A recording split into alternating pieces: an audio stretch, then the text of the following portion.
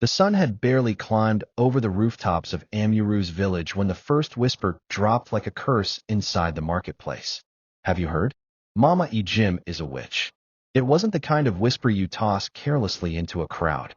No, this one crept under the hems of wrappers, slithered past baskets of ogbono and uziza, and coiled itself around the mouths of fishmongers, butchers, and palm wine sellers. It was the kind of whisper that refused to die. Instead, it grew louder by silence, suspicion feeding it like a fire starved of air. Mama Ejim, the widow with a crooked back and fingers always smelling of bitter leaf, was not always a source of fear. Once, she was the pillar of her compound. A woman who fed the hungry with nothing but gari and pride.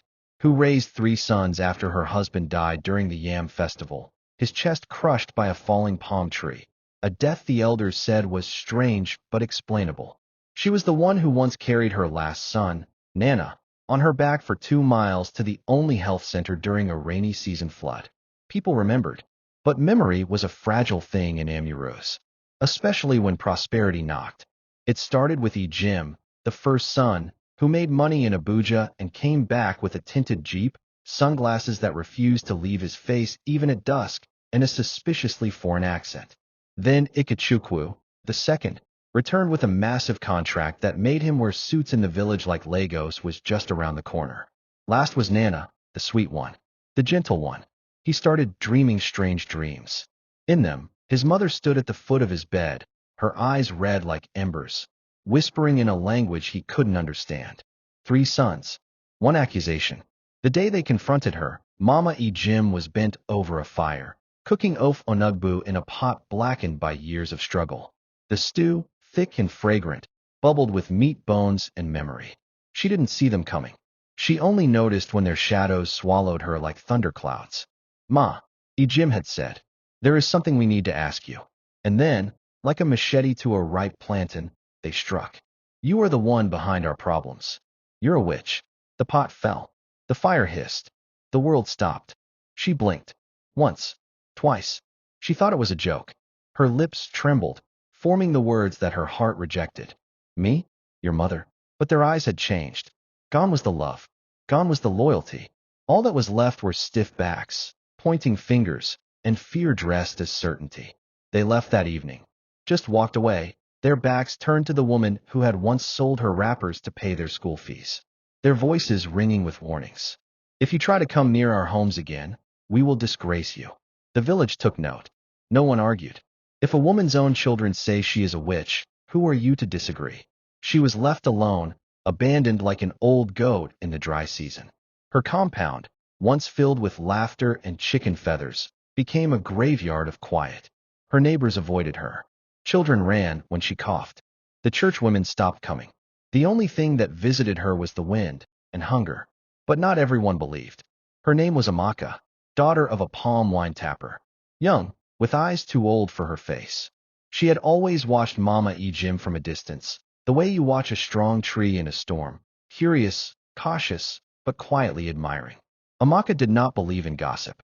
She believed in eyes, what they saw, and hers had seen kindness in Mama Ejim's hands.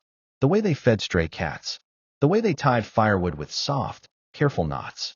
Amaka started to visit, slowly at first, bringing leftovers, water, small yam tubers, then longer visits. She would sit under the avocado tree in Mama Ejim's compound, brushing the old woman's hair while listening to her stories. Don't pity me, Amaka, Mama Ejim once said. People only pity the living. But I have died many times. This is just another burial. Amaka didn't reply. She only tightened her grip on the comb. What she didn't know was that this simple act of kindness, of standing when everyone else ran, would one day change her life forever. Because truth has a way of coming out, like oil on water, like a secret trying to breathe. And in the months to come, the same village that spat on Mama Ejim's shadow would soon eat their own tongues in regret.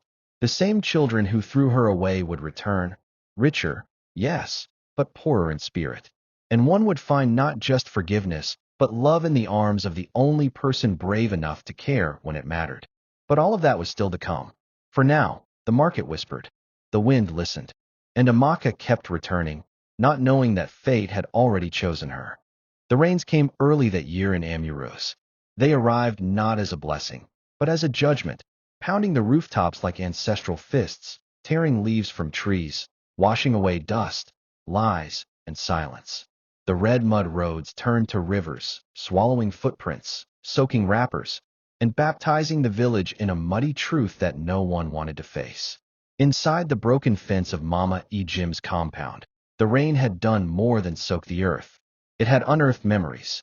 The flood carried away the ashes of her evening fire, revealing old pots, cracked spoons, and fragments of her husband's pipe buried beneath the kitchen floor. These were not just objects. They were stories, ghosts that refused to stay buried. Mama Ejim sat in her small room, her back to the wall, her eyes fixed on the leaking ceiling. Each drop of water that fell from the zinc above echoed like the ticking of a clock she no longer respected. Time had betrayed her. Age had mocked her. And now her sons, her blood, had sentenced her to a loneliness worse than death. She had not always been alone. Oh no. There was a time when her compound was the heart of laughter, especially during New Yam festivals. There was a time when Ejim would run in after school, dusty feet thudding the ground, yelling, "Mama, Mama, give me palm kernel." And Ikechukwu, bold and proud, always racing his younger brothers, always fighting to be seen. Nana, her baby, never slept unless his head was on her chest, listening to the rhythm of a mother's heartbeat, which spoke of sacrifice. But those boys were now men, and men forget. She ran her fingers along the wooden frame of her window. It was coated with dust and cobwebs. Outside, Amaka's voice rose above the rain. "Mama Ejim, it's me." The old woman's lips twitched into something that resembled a smile. She wrapped her faded wrapper around her waist and limped to the door. There stood Amaka, drenched from head to toe, a small pot of soup wrapped in a nylon bag hanging from her wrist, and a tray of fresh bitter leaf balanced in her other hand. "You again," Mama Ejim said, her tone rough but her eyes softening. "I told you rain cannot stop me," Amaka replied, stepping in with confidence. The girl dropped her load on the floor and began wringing water from her wrapper. "You should not walk around like this in this rain. People will start to talk," Mama Ejim warned. "They already talk," Amaka said lightly. "So let them continue." The tongue was made for wagging. Mama Ejim looked at her, really looked. In Amaka's face, she saw something she hadn't seen in a long time. Not just kindness, but courage. The kind of courage that was not loud, not proud, but quiet and stubborn. The kind that stayed. They sat together in the corner of the room, with a hurricane lamp burning low between them. The shadows danced on the walls as the wind howled outside. "Mama," Amaka said suddenly, "tell me the truth. Why did they say you're a witch?" The room fell into silence so thick, even the rain outside seemed to pause. Mama Ejim blinked. "You want to know the truth?" she asked. Amaka nodded. The old woman sighed. A deep, tired sigh. "It started with dreams. Nana claimed he saw me at night, standing over his bed. But I was never there. Then Ejim said his business failed because I visited him in Abuja in his sleep. Me? I haven't left this village in 20 years. But they believed it. Or maybe they wanted to believe it. Why? Mama Ejim was quiet for a long time. Because guilt needs a grave to bury itself. And the easiest grave is a woman's body. Especially a poor old woman. Amaka swallowed hard. "They are your sons," she whispered. "They were my sons," Mama Ejim replied, eyes clouding. "Now I don't know what they are." A crack of thunder shook the walls, and for a moment, neither of them spoke. Then Amaka asked, "What about your husband? What happened to him?" Mama Ejim stared at the flame of the hurricane lamp. "He died when Nana was still sucking breast. He went to the bush during the Yam festival. A palm tree fell. Just like that. No warning. No cry. People said it was a bad death. A cursed one. And they blamed you. Yes. Not openly at first. But after that, things changed. Some said I cried too little. Others said I buried him too fast. Then came the sickness in the village. One child died after eating from my house. They said I bewitched the food. But it wasn't true." "No," she said softly. "But truth is powerless when people prefer lies." Amaka's eyes burned with tears. "I hate them for what they did to you." Mama Ejim reached out and touched her hand. "No, child. Don't hate them. Hatred is a fire.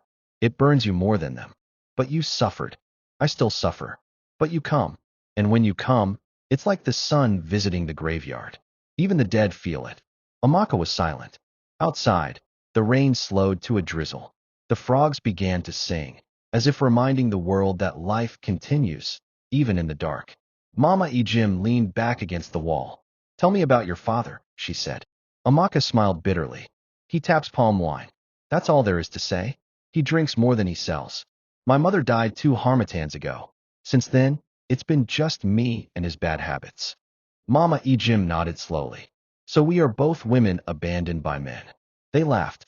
A small, sorrowful laughter. The kind that didn't need joy to survive.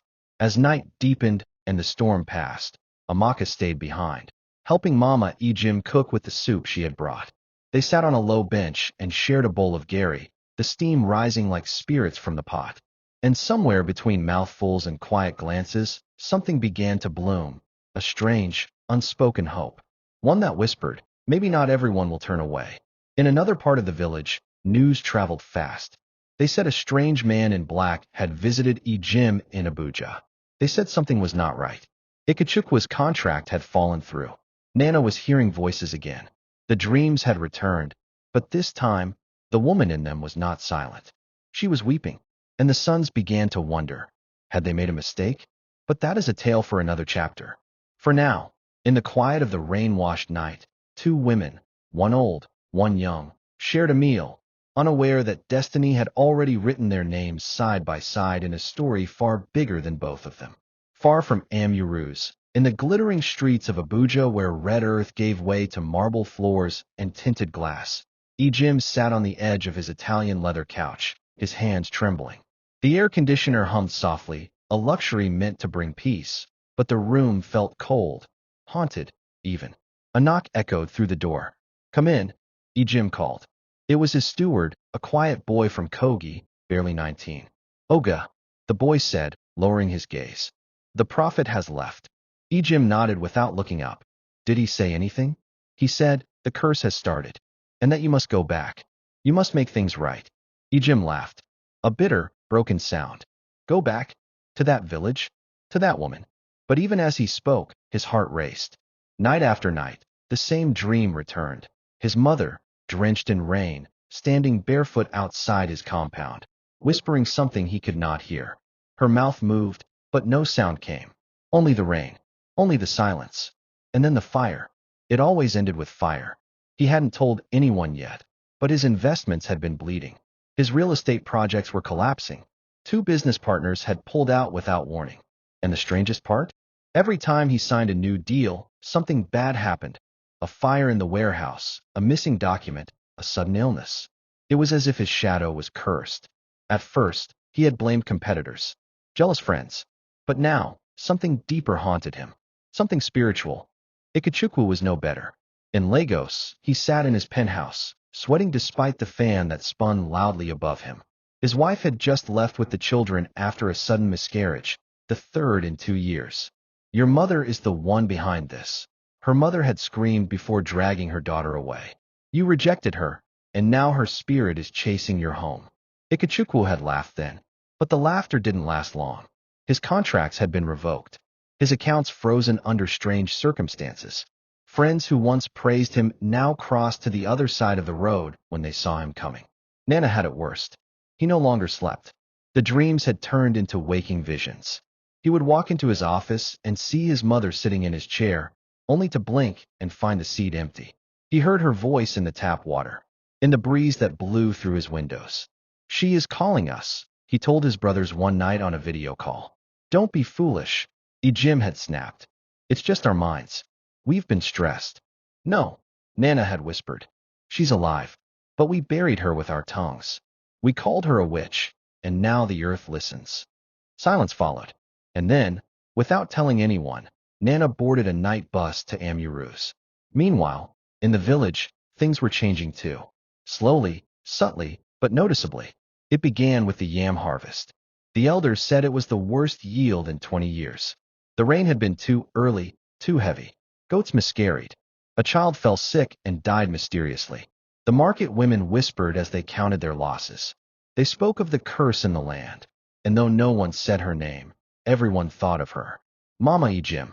But even amid suspicion, There was one person who stood firm, Amaka.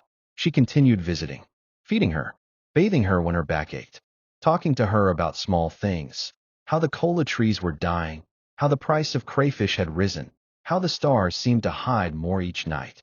To outsiders, it looked like madness. But to Amaka, it was purpose. Mama, she said one evening, helping her wash her wrappers at the stream, why do you never cry? Mama Ejim smiled faintly. I cried enough in my youth to water all the cassava in this village. Now my tears have gone dry. Amaka dipped a wrapper into the water and rubbed it gently on a stone. One day, they'll regret it, she said, not looking up. Your children, this village, all of them. Mama Ejim's smile faded. Regret is a lazy apology. It comes when the damage is too deep to heal. But still, Amaka insisted, truth always returns. Mama Ejim said nothing. But deep within her, she felt it too. The wind was turning. The wind truly turned 3 days later when Nana returned. No one recognized him at first. He was thinner, darker, eyes sunken like someone who had danced too long with ghosts. He didn't go to his father's compound. Instead, he walked straight to Mama Ejim's. He stood at the gate like a thief. Mama, he called. There was silence. He pushed open the gate. The yard was quiet. The avocado tree stood tall. The same tree he used to climb as a boy. He walked toward the small house. Mama. She came out slowly, supported by Amaka, who stared in shock. He dropped to his knees. Mama, forgive me. She blinked. Her lips trembled. Who are you? She whispered. It's me, Nana. Tears spilled from his eyes as he bowed his head. I was wrong. We were all wrong. I let fear blind me. I let the world deceive me. Mama, please. Mama Ejim said nothing. She stared at her son, at the boy she once carried, now kneeling like a beggar at her feet. Amaka stood frozen, unsure whether to speak or step away. Mama, Nana continued, his voice breaking. Ejim and Ikechukwu, they're coming too. We're sorry. We want to make it right. Still, she said nothing. Then, slowly, she walked toward him. Her hands trembled. Her breath came in shallow gasps. She touched his head. Do you know what you did to me? She asked softly. He nodded. I died. Not once. Not twice. Every day I died. I know, he whispered. I lost everything. My name. My dignity. My soul. I know. I forgive you, she said at last, but not because you asked. I forgive you because bitterness is too heavy a cloth for an old woman to carry. She helped him to his feet, and as she did, the clouds parted. The sun came out, and the birds returned to the avocado tree, singing. In the days that followed, Ejim and Ikechukwu arrived too.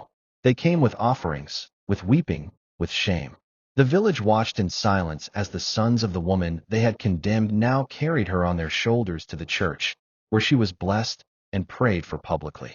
They took her abroad within a week, along with Amaka, the only person who had stayed when all others fled.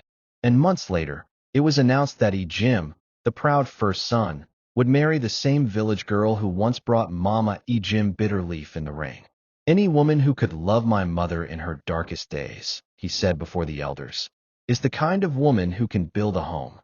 The airplane soared above clouds like white cotton spread across a blue wrapper, leaving behind the red earth of Amurus and the bitterness it once held. For Mama Ejim, it was the first time she had ever left Nigeria, her first time seeing the sky from this height, her first time being treated like royalty, even though her heart was still learning how to believe it. Amaka sat beside her, clutching the armrest during takeoff but smiling through her nerves. The pilot's voice echoed in the cabin. Ladies and gentlemen, welcome aboard.